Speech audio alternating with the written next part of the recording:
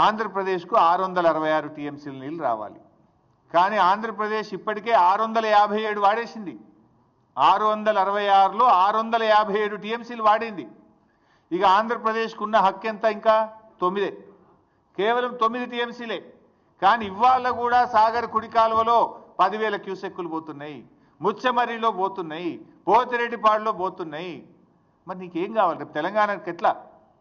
తెలంగాణకి ఎంత రావాలి? ఆ రేషియో ప్రకారం 34 ప్రకారం చూసినా కూడా 343 టీఎంసీల నీళ్లు తెలంగాణకు రావాలి.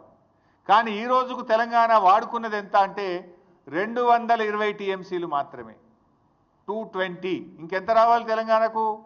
123 టీఎంసీలు రావాలి. 123 టీఎంసీలు తెలంగాణకు రావాలి, ఆంధ్రాకు రావాల్సింది 9. అంటే ఎంత నిర్లక్ష్యం మీది? మొత్తం కలిపితే కూడా ఎంత అవుతుంది?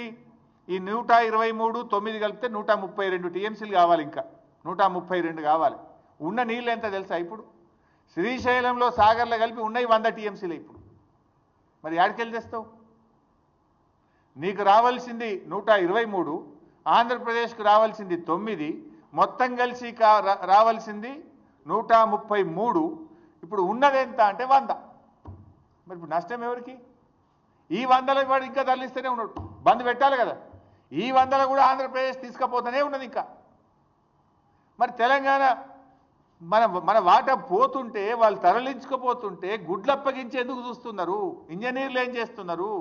మీరు ఆంధ్రాకి వెళ్ళి ఆంధ్ర చీఫ్ సెక్రటరీ రిటైర్డ్ తెచ్చి అడ్వైజర్గా పెట్టుకున్నారు కదా. అడ్వైజర్ ఏం చేస్తుండు? ఈఎన్సీలు ఏం చేస్తుండు? నీటిపారుదల శాఖ మంత్రి ఏం చేస్తుండు? ముఖ్యమంత్రి ఏం చేస్తున్నాడు?